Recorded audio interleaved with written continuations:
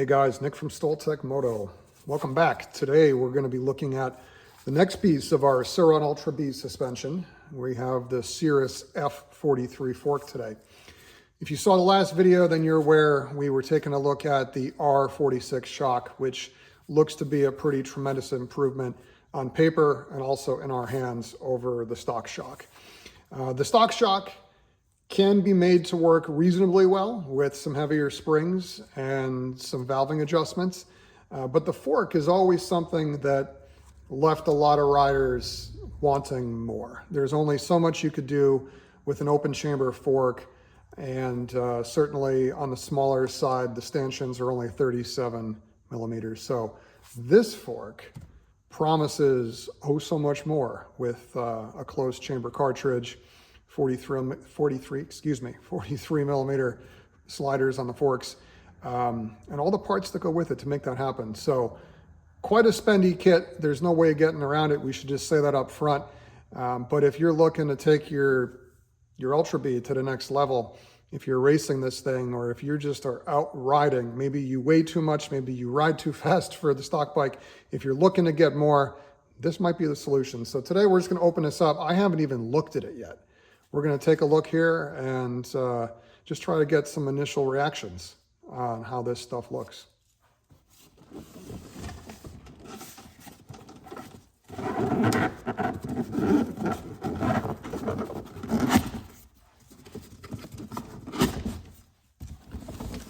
I will say that when these boxes show up, they look and feel impressive. All right, so one of the first things I'm going to draw your attention to as well with this QR code over here. If you watch our shock video, you heard my comments, but I'll say it again if you haven't. One of the things that's really impressed me with the Sirris guys has been their attention to detail when it comes to launching a product and having all of the technical information together. And I'm not talking about just the information to produce and design these things, right? That's important and that has to happen. And I think that's obvious, right? But it's the after-sales support that you don't typically see from even the really big brands on the market. So if you go on their website, I think it's all posted for the public. Certainly follow the QR code here. But the support that you get through the user manual, both from a setup standpoint, which also includes the exploded view. So the parts, they're labeled. You can get a good sense over the content of your forks or your shock. If you need to order spare parts, you can do that. Try and do that with a lot of other aftermarket suspension. You can't. So what I'm seeing here, honestly, is a level of commitment on fit and finish and attention to detail when it comes to the total sales package, if you will, that you don't usually see in the aftermarket world. So my hat's off to the guys at Sirris. They did a really good job with this. So here's the fork. It's out of the packaging. I appreciate the fact that these guys don't use mountains and mountains of styrofoam peanuts or foam. Very well packaged in cardboard. This thing came around the world to get to us and it was undamaged. So I love the fact that it's minimalist packaging. That's just something that kind of makes the engineer in me kind of a little nutty, but nice job, Sirris. So yes, here's the fork, the F43. This is a big deal. You spent a lot of money for it. We spent a lot of money for it. We did not get this fork for free. Let's take a look and see. So some of the most obvious things that jump out at me, no particular order. I love the fact that they have the clamp installed for the brake lines. You'll also notice that there's a second hole in there for the front wheel speed sensor. Also another guide down here for the brake line as well. So I love the fact that even their molded lowers consider these details, right? If you were to go with a retrofit of, say, a WP fork, you're not going to have those kind of provisions. So you're getting what you pay for here. Next thing that jumps out at me, I'm going to see if I could zoom in a little bit here, or get closer, I should say. I already mentioned this, but I'll say it again. I love the fact that they have the mounts in place for the headlight and the fender. You don't have to play around with any bracketry, any custom machining, or swapping more parts than you need to. You can use the factory fender, factory headlight, all that stuff. Same thing up here with the factory cluster as well. Small detail, but it's one that I think should not be overlooked. I love the fact that they have a new steering stem with included bearings. Pretty nice touch. This truly is a turnkey solution. You'll also notice that they didn't cheap out. That's an aluminum stem.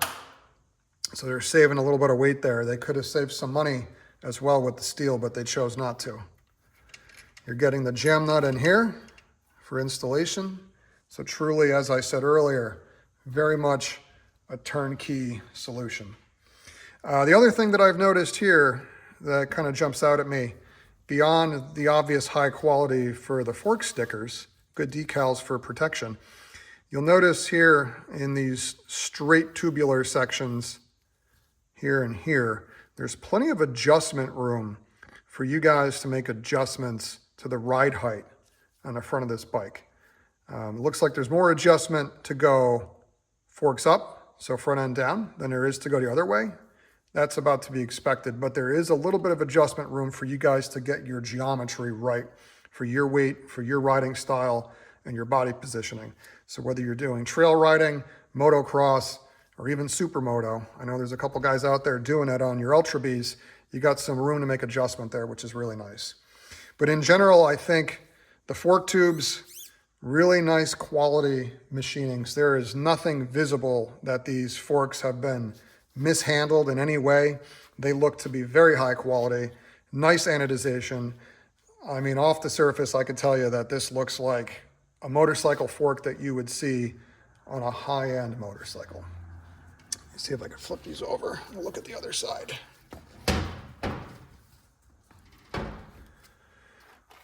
They give you a little placard here talking about your break-in needing about 5 hours of use, improvements to friction. Very true for all forks, by the way. When you get your forks back from your tuner, give them some time to break in. Oh, I like this. I like the fact that they considered the factory fork lock. I actually did not expect to see that. Nice to add that piece for those of you guys who are going to use this bike in the public or perhaps live in a high crime area and you want to keep it locked. Nice to have that feature there as well. All the hardware looks to be of decent quality. Obviously, time will tell how it handles the corrosion, exposure to the elements and salt and that kind of stuff. And after some repeated use with your tools and a torque wrench, but at least they're included, everything looks good. I have to say that the triples are actually pretty nice quality as well. They are not your high-end CNC machine triples that you're gonna find on some of your high-end European forks. Did not talk to the guys at Sirris about this, just looking at their design and their construction, I would say they are more than likely forged just based on the thicknesses and the draft angles I see here. I'm also assuming they are hard coat anodized, just like some of the other parts, but the parts look good. Certainly not going to win any shows on these pieces, but it is a dirt bike and you guys are probably going to really get it mangled up a little bit anyway. So good quality all the same. Let's take a look down here. I enjoy the fact that they left the slots there for the handlebar mounts. And maybe that's me singing the praise for Sur Ron in the first place. I was really excited to see those slots in here installed from the factory, on the factory parts. That really does make for a much more rigid fork and handlebar assembly.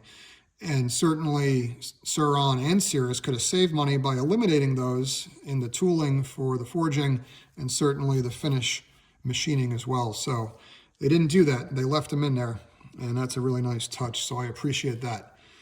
On the fork caps, these are obviously on this end, the compression.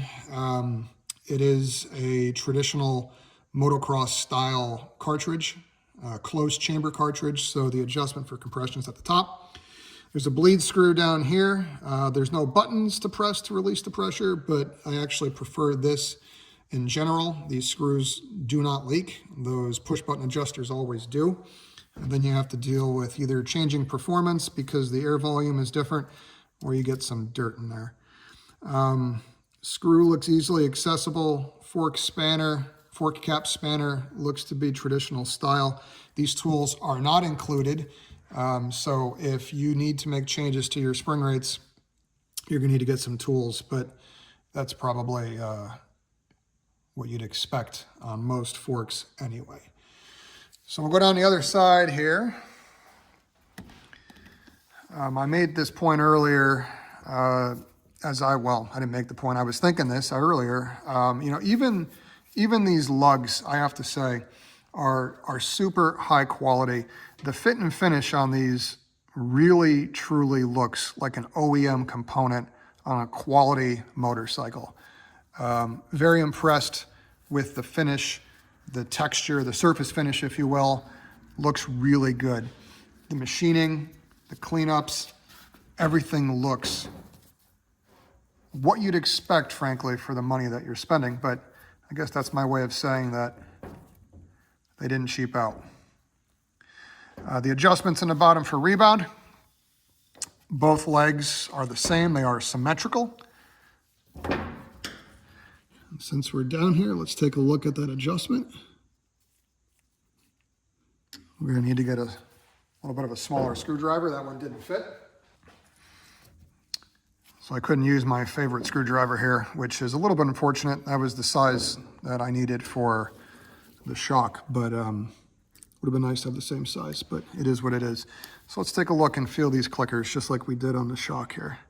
First, we're gonna go full tight, and then we'll count the clicks out to see the range of adjustment. All right, somewhere between 28 and 29 clicks. I do have to say that the feel of these adjusters is excellent. I would say, obviously better than OEM. Frankly, the forks, at least on the rebound side, feel better than even the shock did. And as I mentioned in that video, the feel of the adjuster, frankly, doesn't mean a whole lot. It's the range of adjustment that you get on the damping circuit, but you can usually tell the fit, finish, and the precision of the machinings just by the feel of it. So pretty happy with that. Good adjustment. Take a look here on the compression.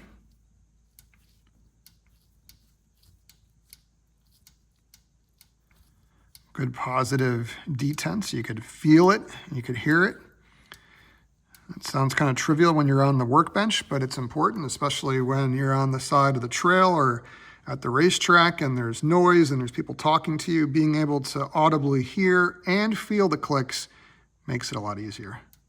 So let's count these out. So it looks like right around 35 clicks on compression. Same comment that I made on the rebound. These feel really good. Really, really good. Nice job, Sirris. All right. I don't know what else we could show on these here, short of taking them apart, which we're not going to do today. I don't know what else I could say about them.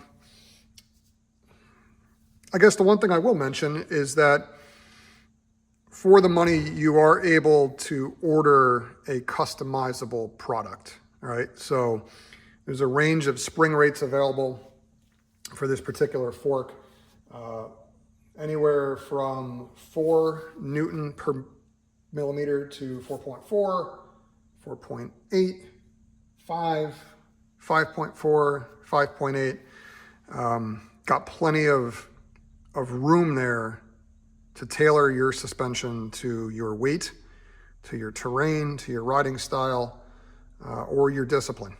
So that's good news. The other side that I really like is that when you order these components, Sirris is committed to providing various valving tunes, as they call them, right? Revalves, as we call them on the Moto side of things, but they give some adjustment range, right? So whether you're running at the motocross, whether you're running on the trails, or somewhere in between, they have some baseline configuration shim stacks that provide a good starting point. They should provide a good starting point. We haven't tried it yet, but that's gonna be next for us. We're gonna take a look at this. We're gonna get it out there. We're going to get ready for the 2025 race season. We are not motocross savvy riders here, predominantly riding in the woods, do some cross-country racing, but in general, having fun in the woods, right? So we're going to get some feedback on that. If you guys have any questions, obviously drop them down below in the comments or reach out to us via our website with email. That's fine too. If you have any questions, let us know. We will be going over the bike over the next few weeks, getting ready for the race season starting in March. We're gonna be doing a full teardown, and this suspension is one of the things going back on the bike. So we're looking forward to it. I am personally, because this is the project that we've been trying to go after for quite some time now. So a big shout out to the guys at Sirris. We're looking forward to getting this stuff off the ground and onto the trail. And if you guys have any questions, let us know. We're happy to help. In the meantime, ride safe, stay tuned. We'll talk to you guys soon.